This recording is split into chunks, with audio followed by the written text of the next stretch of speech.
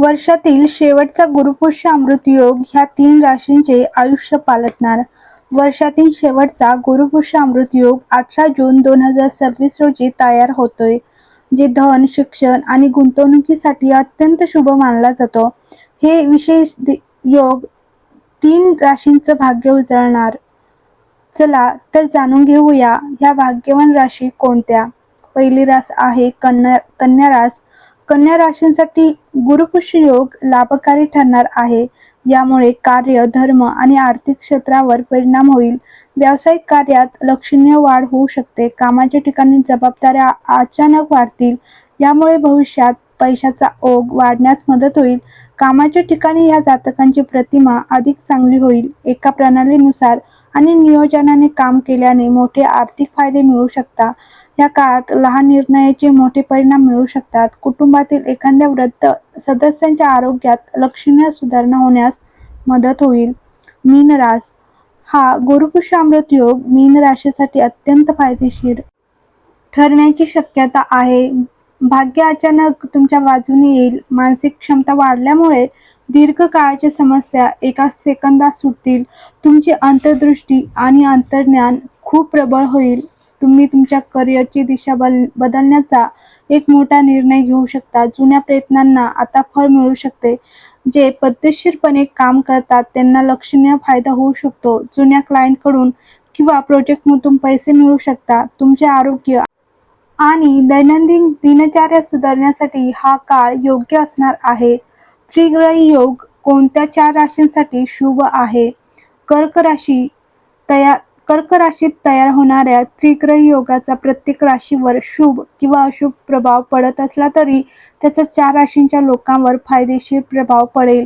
या राशींमध्ये वृषभ, कर्क, कन्या आणि मीन यांचा समावेश आहे. तर जाणून घ्या की त्रिग्रही योगाच्या प्रभावामुळे या राशींच्या लोकांच्या जीवनात कोणते बदल घडतील. वृषभ राशींच्या व्यक्तींना त्रिग्रही योगामुळे विशेष लाभ मिळतील. या काळात तुमच्या ज्ञानात वाढ होईल. तुमच्या बोलण्यात आकर्षण वाढेल आणि तुमच्या नोकरी किंवा व्यवसायात सकारात्मक बदल घडतील. व्यावसायिकांना उत्कृष्ट मोबदला मिळेल. विद्यार्थ्यांना स्पर्धा परीक्षा संबंधित चांगली बातमी मिळेल.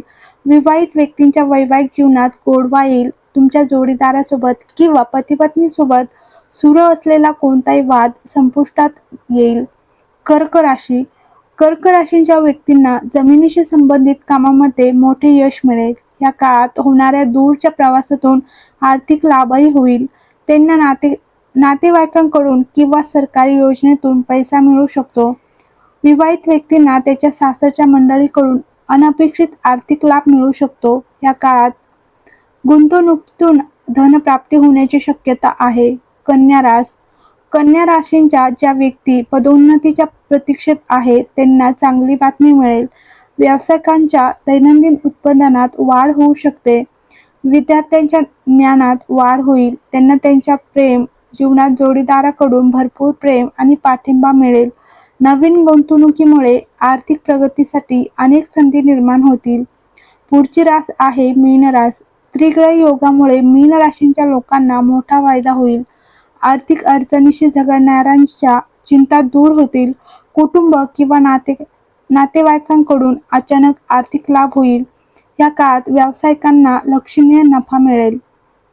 तसेच 18 जून रोजी गुरुपुष्य योग तयार होईल, जो मेष राशीसह या 5 राशींसाठी शुभ आणि प्रगतीच्या संधी घेऊन येईल. पहिली रास आहे मेष रास. गुरुपुष्य योगाची निर्मिती मेष राशीसाठी शुभ आहे. तुम्हाला ह्या योगाचे सकारात्मक परिणाम अनुभवायला मिळतील. जर तुम्हाला कोणत्याही कामात अडथळे येत असतील तर तुम्हाला यश मिळू शकते.